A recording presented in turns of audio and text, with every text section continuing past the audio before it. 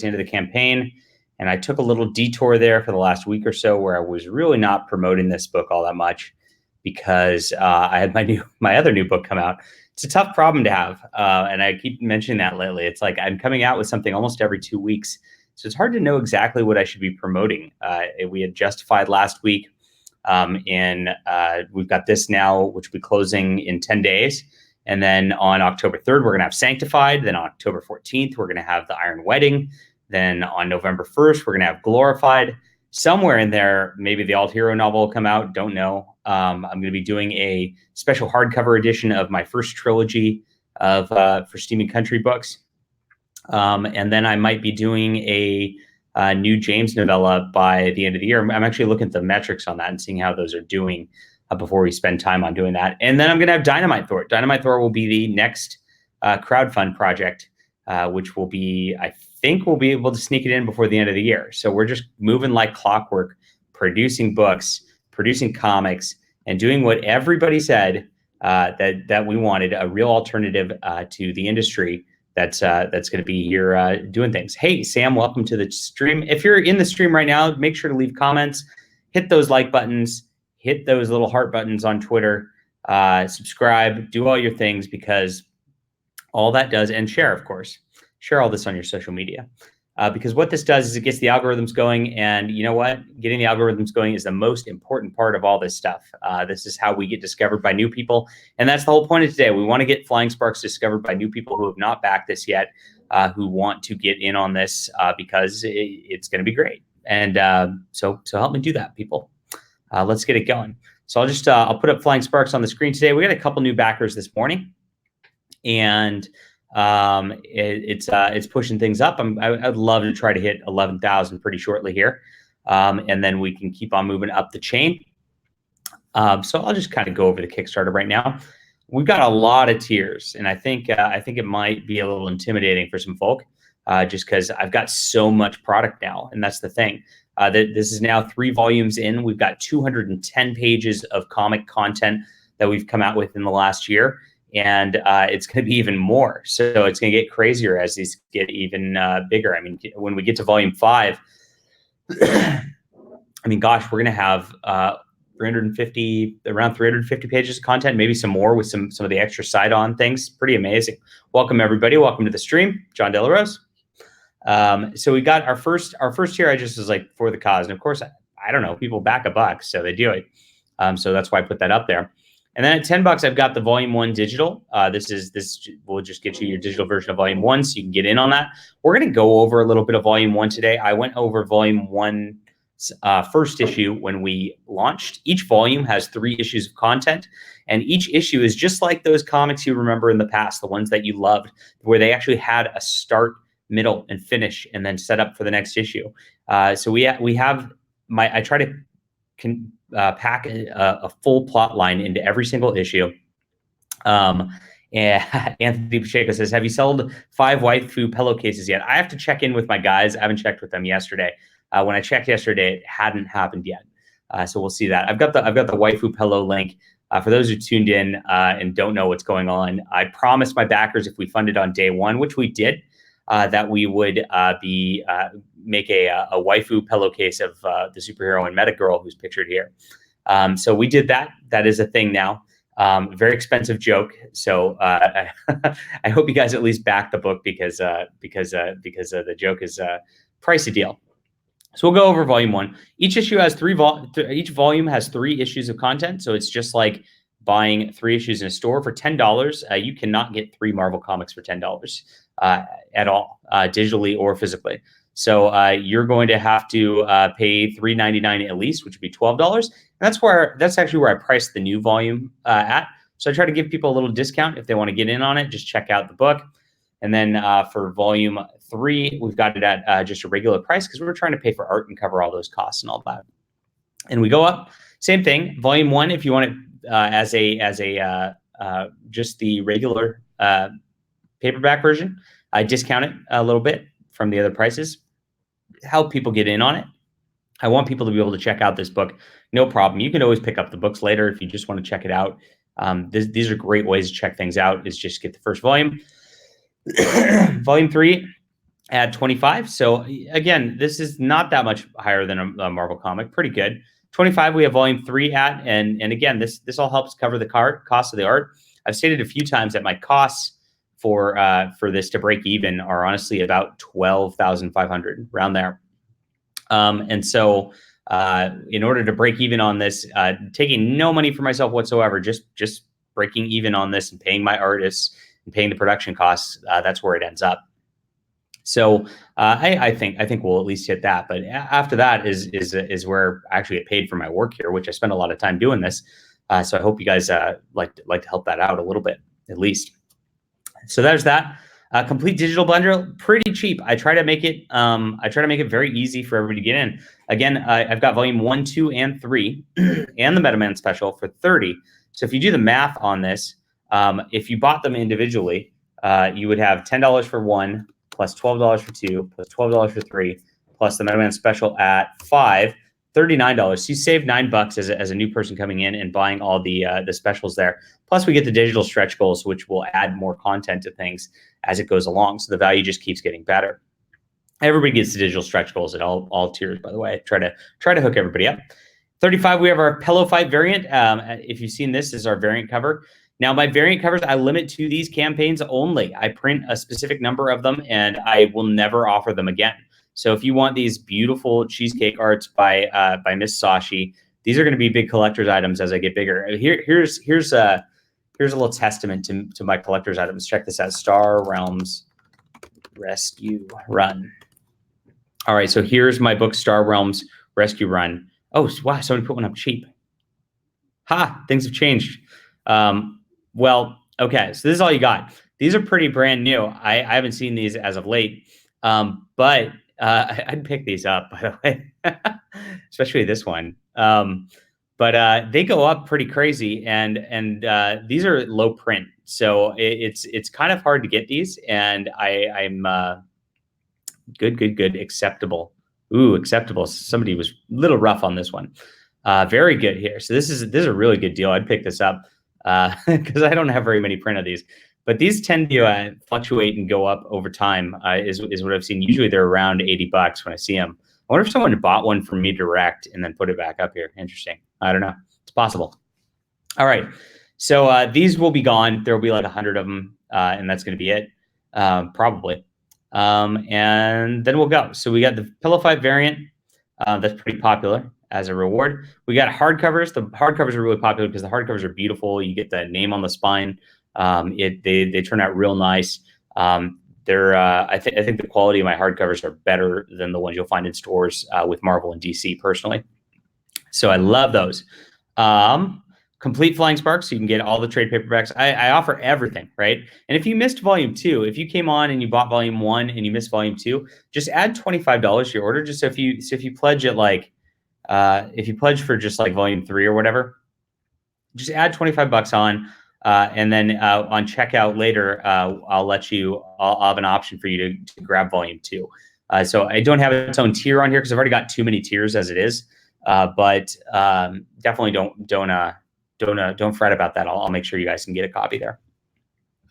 The full story bundle. Yep, there we are. So that's pretty great. You get everything. Book, poster, T-shirt.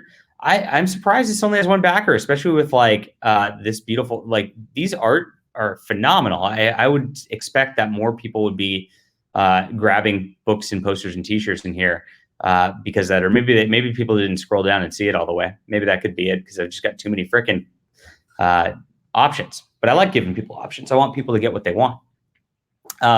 So yeah, additionally, if you backed it one of the other tiers and you just want a poster or you just want a T-shirt, again, just add $25. I try to keep it simple and keep all the prices the same so that you can just get whatever you need there. We got hardcover and trade paperback if you want it. Both limited edition products if you want it. Volume 3, all the printings. There's 3 printings of it: the regular, the trade paperback, and the whatchamacallit, the regular, the hardcover, and the variant cover. Complete hardcover bundle. So I do have some volumes 1 through 3 because I printed a lot of the hardcovers for myself. And so I've got a couple of those. So if you missed the first hardcover or the second hardcover, I do still have those in stock, and I can get those for you. And then there's the works. So you get all the books, you get all the hardcovers, all the paperbacks, you get the volume 3 variant, Metaman special, you get the poster, you get the t-shirt. I guess that's a popular one. So I guess there are a little more posters and t-shirts than before. And I'm always very surprised this one has not hit yet. Jethro Morales will draw you an original sketch. The dude lives in the Philippines, so you cannot like get sketches over here from him very easily. His art, I love his art. I think it's beautiful. And he'll draw you something. We'll ship it direct to you, and it's awesome. There you go. And then we did get a Become the Character. I don't offer too many of these because I don't want to overwhelm the book. But we're gonna do something special for this one too.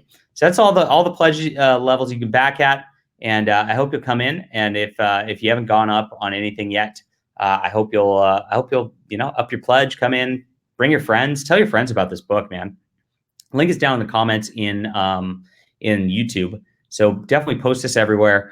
I'm just word of mouth. I mean, I don't get to go on too many shows. I got to go on Dave Stewart last night, which was pretty nice of him. I appreciate that.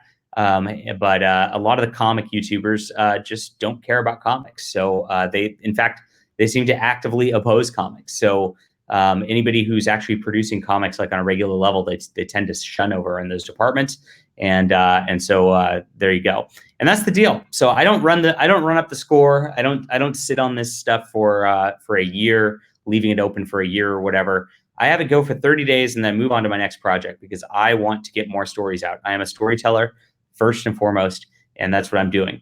So that's this is it. We'll keep going after this. So that's it. So I'm going to dive into Flying Sparks issue 2 pretty shortly. I have not done a read of this in a while. I mean, so I'm going into this cold. So this will kind of be my commentary on my own book. We did this for issue 1 the night of the release here. That was a lot of fun, and I think it adds a little value. So if you guys, and it also helps you to remember the book. So if you remember issue 1, we meet Chloe and Johnny. Chloe is Metagirl. She's the superheroine, and Johnny is the supervillain who's got electric shock powers. They are dating and don't know it under their secret identities. So, Chloe has to run off or Johnny has to run off, and both of them go, "Hey, where are you going? What's going on?" And they go and they start to get suspicious of each other. Well, Johnny comes back, says, he gives her a nice apology, and then she gives him a hug and a kiss. And that's kind of where we left off issue 1. Now, we had some big things happen in issue 1. We had a setup of a man named Peter Buxton, who's a CEO of a corporation and a client of Johnny's. And he is stealing stuff for fun. And he stole stuff from another client of Johnny's, which unbeknownst to Johnny, got him into a little trouble there. So Johnny ended up with some strange alien ruby because of that. And then we start our second issue where that left off. Now, that was one of the only ones that are not going to really end in a cliffhanger. After that, I get pretty good at putting cliffhangers in. There's Metagirl right there. And here we go. All right. So we start with the street here. Now, we're having a little establishing shot right here of downtown LA. And Sergeant Batts actually pointed out that I was very bad in my first volume at putting where things were at. Now, I know it's in downtown LA, and I mentioned that Chloe's at the University of Southern California. And I think I put an establishing shot for that in and actually some dialogue for that in issue 3. But I just frankly forgot to do it for the first 2 issues. I knew it was in LA myself as a writer, and I just forgot to say anything. So my bad. I've remedied that in subsequent issues, so the next volumes have better little Los Angeles, California little tags up front, up top. But that's where we're at. We see the building, we see the street, we get some people here. Everything seems to be happy with our 2 protagonists. That's a really beautiful shot right here. I'm gonna actually take a screenshot of that, and I'm gonna pull this out for some promo because that's really pretty right there. I love this. We got a woman who's just being kind of a bitch as she's on her phone. This is my commentary on Los Angeles and Southern California people. So they're on their phone. They're not paying any attention. She's got her handbag, which is a froofy handbag. She does not care about anyone else.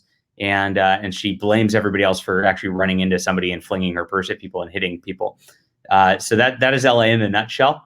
they are just they're just vapid people. Sorry if you live in LA. All right. So what's your problem? And then they see some weird stuff going on. Obviously, something's going weird. There's a car flying through the air, and we see it. And I actually love the little panel layout here with the circle. Just kind of reminds me of classic old school comics. You don't see that a lot these days, these little circle panels. We've got a couple of them throughout Flying Sparks, and it makes me happy when I see them. Not going to lie. All right. The car crashes, and Johnny and Chloe are knocked aside. All right. And then we get and pan out, and we see our big bad guy. I call him Big Strong at this point, and that's just kind of his name. He's big and he's strong. That's his deal. And yeah, he's got some weird wiry thingies attached to him, like a doomsday guy. He's huge. He's got like Hulk level strength, and there he is. And I wanted to get I wanted to show the street cracking under his feet, muscles. And just badass. This is a really beautiful job, and I love the rendering by the colorist. It just makes him look so ominous right there with all the shadows and everything. All right, they go through. Let's see, more cars start flying. Chloe's kind of running, and she tells Johnny to go hide. Here's the interesting dynamic, which is different. So Chloe tries to hide Johnny because she thinks he's helpless, and of course Johnny thinks Chloe's helpless, so he wants to protect her. And it becomes a catch-22 because neither of them know that they secretly have superpowers there, which is pretty good. Thank you for sharing and liking, Shinobi. Appreciate it. And that's an interesting dynamic that both of them are trying to do that for one another. It makes the dynamic of the relationship very interesting, in my opinion. And so that happens. So she's like, okay, we got to do something. I went for a little cheesecake image with her taking her shirt off here.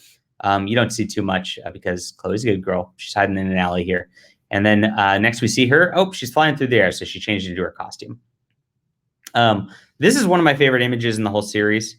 I thought this was a beautiful splash page, and actually used this top here with her flying in Holy for a while as like my blog background header before I got my whole Fight the Good Fight thing going down. Yeah, so lots of nice things going here. Love the destruction, the path of destruction that the bad guy showed. That was a very useful thing to just show how devastating he actually is. All right, so Metagirl's trying to track him down because he kept going, and he's throwing a motorcycle at a cop here. This is Detective Price. Detective Price is a recurring character throughout the series. She gets introduced in this panel here as she's trying to shoot the dude, and it's not working, and he throws a motorcycle at her as a response. And Chloe rescues her. So once Chloe rescues her, she's kind of formed a bond relationship with Detective Price that continues on. Detective Price helps Chloe, kind of get things going as this goes on. And Chloe, in turn, helps the police department with things that they can't handle. And that's kind of the relationship there. I have a story for Detective Price, and I have a side story that I really want to do with her. So this is part of the things that you help fund when you fund the Kickstarter. Please back the Kickstarter if you haven't already. But you fund things like me paying for art to do a little side story, and that's what I definitely want to do with her. So it would be very cool if we could get to a point where got a little extra cash to be able to do that. It's a very cool concept, and it makes Detective Price all that much cooler. So if you remotely like this character and want to see her developed in a big way, definitely come in hard on the Kickstarter. All right. So Johnny gets a phone call. A lot of phone calls happen in the books because everybody talks on the phone. This is what goes on. So lots of back and forth phone calls. It's one of my favorite things to show. I love showing these little pages where they're talking back and forth, and the conversation's obviously going between the two of them. And Peter Buxton calls, and he's calling Johnny saying, "Hey." So Johnny let him know about the let's see. So Johnny could not offload that painting because it's too hot. If you remember issue 1, I actually put in an actual Rembrandt painting that got stolen in about 2009 into the book. So it's a painting that went missing from a gallery for real. So I put a little real life into this book.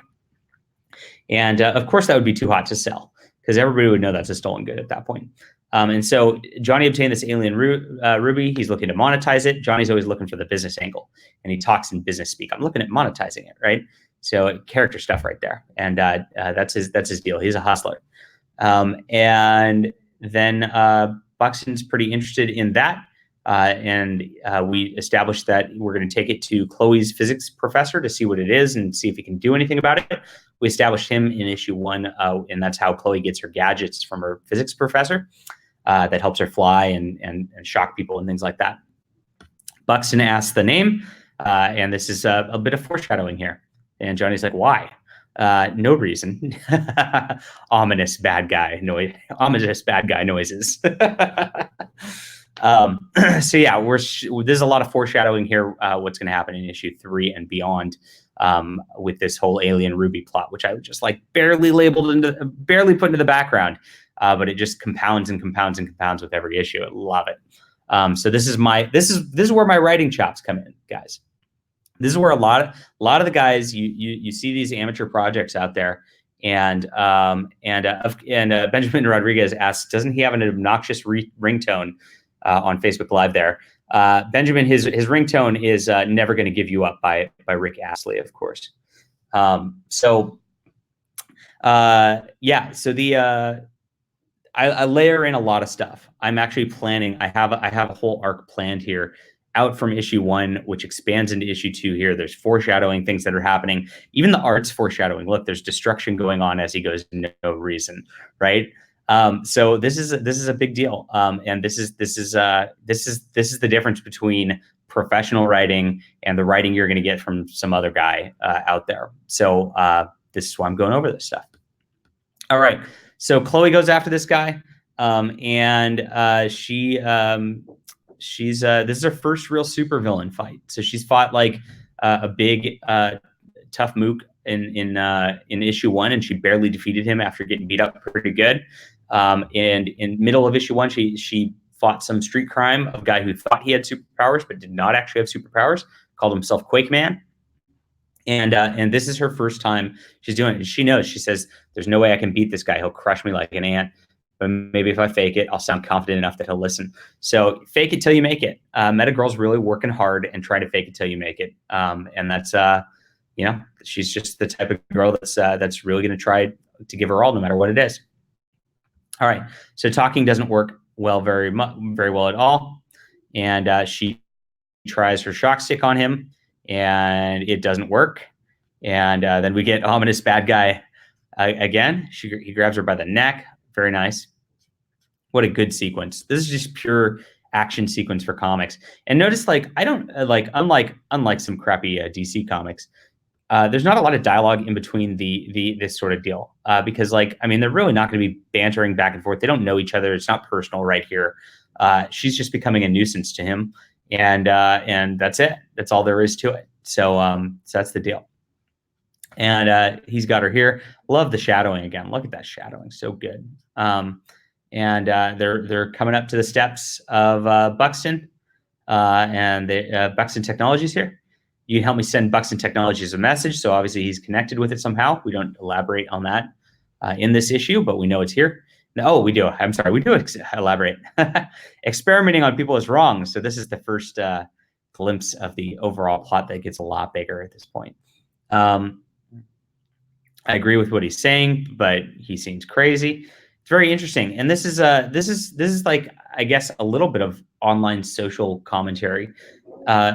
A lot of times you agree with a lot of people online, but, like, I mean, they just are going ballistic or going overboard. There's a lot of people I agree with that, like, I have really gone off the rails, sort of in the comics group we're in, and if they would just act like normal human beings. I mean, I'd probably be in agreement of most of what they're doing and what they're saying, but it's just like they just keep going off the rails like this guy does.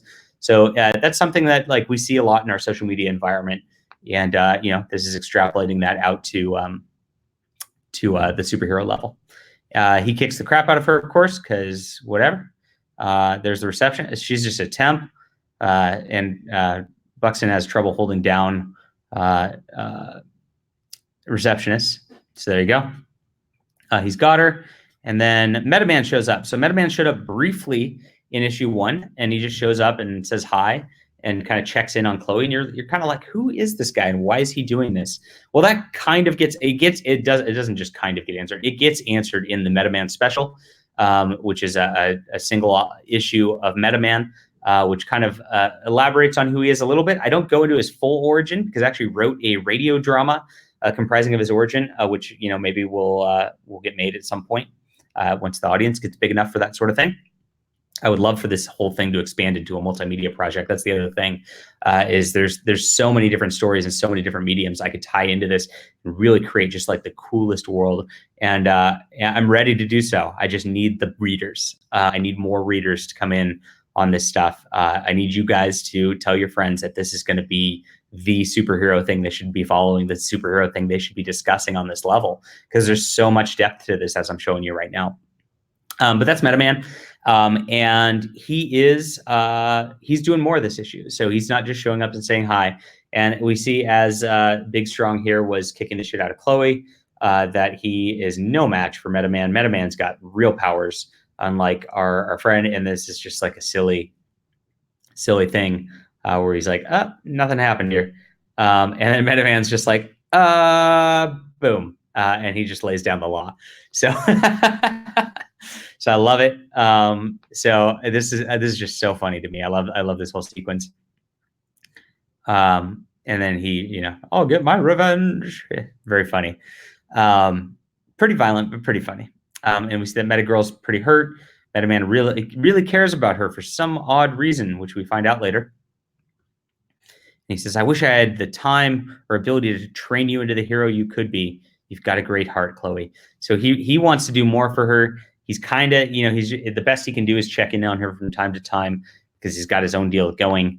And we'll see how much further we develop that. We might develop it more. I like the whole Superman-ish guy. We'll hang there. And I love his origin. His origin is very cool. I hope I get to tell that someday to you guys. All right. So here they go to the hospital. He checks her in.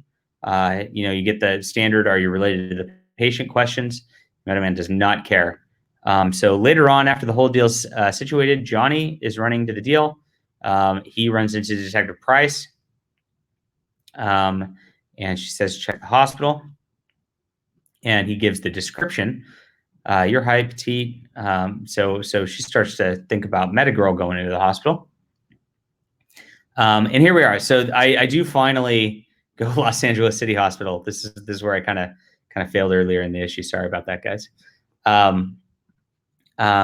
This makes you appreciate the book more. Good. Yeah. I try to put like some real thought into this stuff. I don't just, these aren't, I guess there's more depth to it than it appears is what it goes. Cause there's so many moving parts with like, Chloe's got her Metagirl thing. She's trying to be a superhero. MetaMan's doing his thing in the background and you don't really know why. And you got to figure it out. And you can tell he really cares about Metagirl, but why? And he'd like to do more. And he's got his own thing going, which we might elaborate on down the line. And then Johnny's got his thing going where he's like trying to do his business and be a fence. And, eventually he gets into this mob deal. So he's got his own things he's juggling there. And then he's got his weird, mysterious superpowers, which showed up for some reason. And he doesn't know why. And he doesn't remember why they showed up. Those sorts of things are there. There's just a lot going in the background. We got Paul. Paul's Johnny's like kind of henchman-ish at this point. His assistant, I guess he calls him. And Paul's like really piecing together what's going on with Johnny. He's seeing that there's some criminal stuff going into the background. He's not just running a coffee shop like he pretends to. And Paul's really getting involved in this stuff. Hannah's mostly comic relief. I'm not gonna lie. She's just there to be. She's your vapid co-ed college girl who's just there to be shopping in for guys. So she's funny. That's her deal. But she also cares. And then we've got the Big Strong here. He's tied in with Buxton. Buxton's tied in with Johnny because he does this thieving as like a moonlighting night shift thing. And he does it for fun. He does it because he loves the adrenaline rush of doing something wrong, because he gets everything he wants in his usual CEO life, and he wants to push that further, wants to push the power further. So there's a lot going on. I've established, if you look at in 2 issues, how much I've established, and I've got Detective Price too coming in with her stuff, with the cop stuff. So I've established so much in these first 2 issues. It's packed with story, and that's why it's hard to talk about. I can't really go out there and just be like, it's great, it's it's badass with a fight, because there's a lot more to it than that. And I hope I don't know. I hope everybody sees that. So Johnny's bugging the person there, and he's running down there to check things out. Later, we have it later. He's pacing nervously. You see his little nervous pacing. There's a comic relief thing, because we've had a lot of violence and a lot of just like really hard action so far in this issue. So I wanted to slow it down a little bit. And I get these nervous. His pacing's annoying. So these 2 are very, very fun foils for our main characters. Is there even a reason to wait? Waiting does suck. What else can we do? Shopping. So he's your LA dude bro, who who's he's kind of a metro guy who's down to be Mr. LA. It all takes place in LA, so that makes sense. So Paul's got a lot of depth to him too. But there we go. And then we get the wrap up. He's in his weird super powered manacles or whatever, being brought in. Metagirl, that's her name. He says, I wouldn't say she's my protege. And then he says it's a long story to further the mystery. And there we go. And then Johnny's talking to her. He's like, I wish you'd let me protect you. Of course, he's a mobster, so he's all about protection and all that. He loved that Johnny's a Dodger fan. Yeah, I hate the Dodgers. But I wanted to be true to my character, and since he's a dude who's like got a crime establishment in LA and his whole life's in LA, of course he's going to be a Dodger fan. That would only make sense at that point. He is established in Los Angeles. So yeah, Chloe's injured, she's hurt. She calls Johnny sweet. This is some of the romance stuff. And then guess who shows up? So she lets Johnny heads out. They're back from shopping. Paul's actually the one who bought stuff, because Hannah doesn't actually have any money, is something that comes down here. Her parents pay for everything for her life, but she doesn't really have money to buy her own stuff. So Paul is the only one who actually bought stuff in the shopping, which is pretty funny, because usually it's the opposite in the girl-guy relationship there. All right. So she decides that she likes Johnny and, is pulling for him for the relationship. And then we're back to this. So she's figured out and deduced that she's met a girl.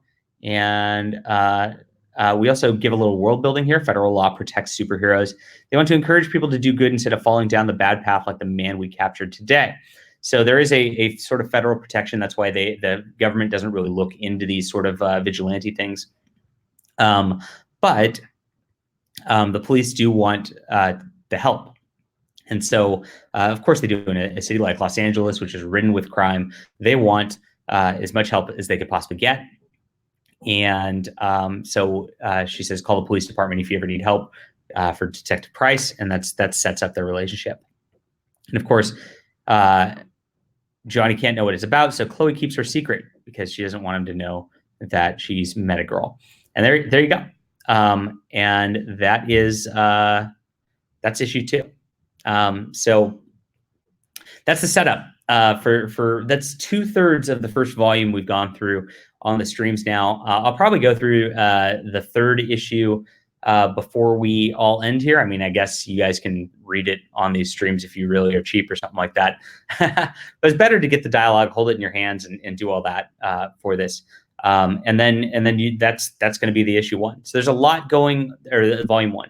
There's a lot going on here. And unfortunately, like, I've watched a lot of YouTube reviews of the book, and everybody goes, "Oh, it's great." But because they didn't have volume 2 or volume 3 or beyond, or what's going on in my head, they really don't understand how much depth I actually put into all of this, and how much is going on with the supporting cast and how much is really building. So you know, I mean, I appreciate the positive YouTube reviews. I don't think I've received one bad one, which is great. But hopefully people figure it out soon, and we'll check that out. What's interesting is I really haven't seen an in-depth review of Volume 2. I know Sergeant Bats posted the other day that he got Volume 2 and liked it, but he didn't get too far into it in the story context. Volume 2 really picks up the pace. So Volume 1, I really like. The first issue is so much setup. It's almost too much setup. This second issue, at least, there's a lot of action with it also, but we still have a lot of setup going on. Issue 3 has even more setup going on. Now, by the time we get into issue 4, 5, and 6, like, I mean, like, it's going full throttle. And the second volume has so much action to it. It's absolutely crazy. And the third volume has so much action to it.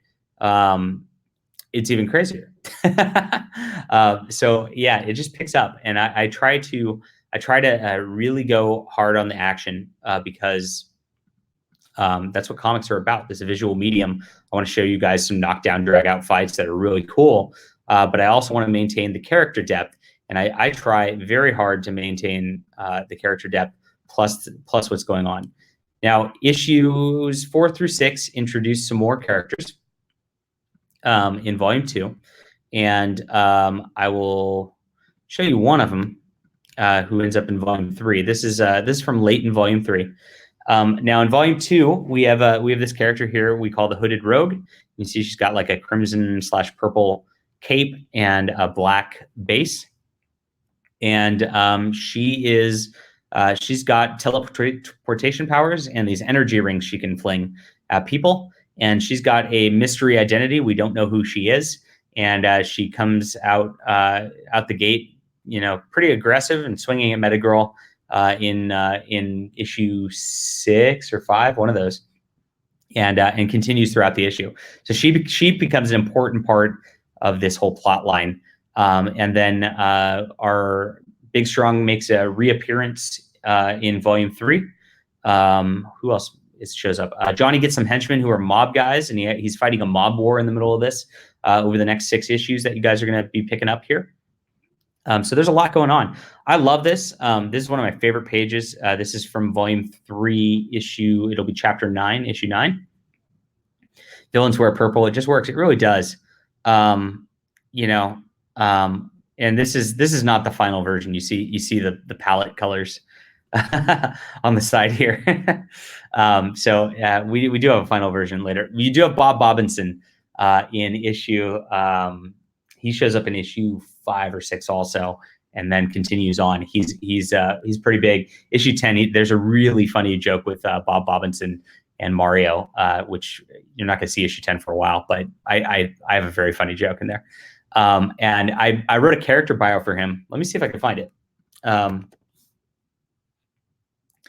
Let's see. Where's my character bio for Bob? So I'm eventually going to put all these bios together, and I've got a bunch of short comics also, and I'm going to release it as an issue 0 because it deals with like Metagirl's origin, stuff like that. And I put those as like stretch goals. Bio. Flying Sparks bios. Are they in here?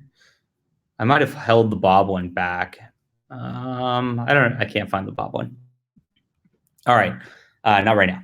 But I've got like 7 character bios at this point done, and they do add depth to the characters. And I like made this whole backstory for Bob Robinson, where he's a very interesting guy, even though he's just like a little mook henchman who doesn't say much in the first few issues here. So I don't know. I overdevelop everything. So every time I see anything, like I have a new character or whatever, and I have them in for a panel, it's like I always want to go back and like really develop the character, figure out who they are, and it adds depth to the story. Because when they show up a little further into the story, I can like add little things that are personality traits about them, and that's just a little secret to my writing. So I'll pull up one of the bios. I'll pull up who we got. We got Paul. Paul, for instance. All right, so or should we do Hannah? Let's do Hannah. All right, Hannah Combs right here. Combs. So I actually named Hannah Combs. I don't know where I got Hannah from. I just like that name, I think. But I changed it a little. But Combs came from a gal named Michelle Combs, who actually looked like this, and that was that's how the character was developed. Michelle was a friend of mine growing up, and she died in a motorcycle accident. So I just want to kind of homage her. Beautiful, beautiful girl, and yeah, I definitely miss her. So she's from Orange, California. She's of course an Orange County kid, and I guess Orange County, or the OC, as some people know, is like a even more spoiled, rich place than like surrounding LA stuff. It's just like, it's kind of a vapid place for that. So that's why I set her up from there. So she comes from a wealthy family who donated heavily to USC because of past connections. So of course, Hannah didn't get in on her own merit, is what this implies. Under immense pressure to attend the school, which Hannah didn't even want to go to school. She just wants to party. She signed up, but she doesn't fit in with serious college life. She likes to spend her time partying, shopping, clubbing, eating at posh restaurants, and hitting the gym. She views life as something to live and have fun, and doesn't want to waste her youth working. Of course not. Hannah's roommate is Chloe Anderson, and knows her roommate is Metagirl, even though Chloe thinks she's keeping it a secret. She's interested in Paul, a local barista at Johnny Beans, but he remains aloof despite her signaling her interest. Her parents are getting fed up with her poor grades and are considering taking away her apartment and credit card, which they pay for. So these are the little character bios I do, and I'm hoping to get this issue 1 out, or issue 0 out, as a physical book, hopefully in the next month sometime. I wanted it out actually last month, but my formatting folk have been kind of tied up, so this was a low priority project. But that's it. So yeah, I put a lot of depth into the characters. There's a lot going on in the background. There's so much happening in this comic, guys. I really want to push this to the next level so that we can get this Kickstarter, going and make more books in the future. Make side books. I want to do a whole superhero universe, and really compound the releases that are coming out even faster than we've got going now, believe it or not. So that's the goal. I want to replace Marvel and DC, and I want to do that by coming out with a book every month. And that's the way we're going to have to do it if we're going to be able to spur discussion. And that's what I can't reiterate enough in these streams. Discussion about the comics, discussion about the characters in the books is what separates the mainstream from the indie. I've got Flying Sparks Volume 1. I've got 10 or so YouTube reviews of it. But I've got 20 or so Amazon reviews of it. But I don't see people talking about it and speculating what's going on social media like you do with, Spider-Man or whatever. And it drives me crazy because like Spider-Man's not developing as a character. Whatever happens with Spider-Man or Superman or whoever at this point, it's all going to get reset. So none of the changes for those characters matter whatsoever. You speculate about my characters. My characters are going to have changes that are lasting, that are permanent, that are going to be interesting, and you'll be very pleased with how this all develops. So that I don't know. Think about indie comics a little more than you think about the old school comics. See if you can bring yourself to talk with your friends about them. Share everything on social media, back the Kickstarter, and that's it. That's what I got to implore you today. So, any questions on issue 2 for the people watching? If you got any questions, let me know. Or any questions on Flying Sparks in general, I'm happy to take those before we head out here today. I got to get back to writing and working, and I've got a lot of fun stuff. Justified, my new novel, has just like really gone absolutely bonkers crazy, and I'm very pleased with how that release is done, and hopefully some of that momentum will translate over to the comic here. From all the new readers that have been showing up for that. At 15,000, we have a special stretch goal, which Josh Howard, the creator of T-Bird and Throttle, is going to be doing a pinup for the book. So you definitely want to check that out. Whew, I'm getting wore out. I'm still like on a weird, funky time schedule where I was in Las Vegas over the weekend, and I was up till 4 or 5 in the morning, both Friday and Saturday night. And then I got to adjust right back to work and getting up at 6 in the morning, working out and all that. It's a tough adjustment, but I just need to get some more coffee. All right. Looks like we don't have any questions that I can see. So please go to the Kickstarter. Please share that with everybody you know. Whatever comic groups you're in, share it and tell people that you want people to back this and check this book out. This is what we got to do here. And there we go. All right. Thanks everybody for tuning in. I hope that was fun. I hope it was good going over that and giving a little commentary on the book.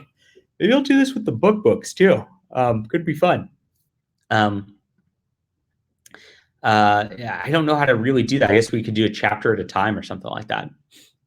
Would that get too long? I don't know. So leave a comment after the stream if you think that would get too long or if you think that'd be a good idea.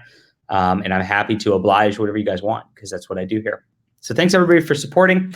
I'm glad that we've got this stream going to the point where we can head out on every platform and just hit the pavement, try to find new people. Please subscribe, please hit the like, and that's it. Have a good day, guys. I will talk to you soon. Bye. Oh, tomorrow. I have to confirm, but I'm pretty sure Mark Kern from World of Warcraft is going to be coming on the lunch stream tomorrow. So you'll definitely want to hit that. I will confirm that and make sure that's still happening because I know he's a busy guy. Hey, Susan, welcome. Oh, I already knew you were here because we were talking about the Dodgers. Duh. That's it. See ya.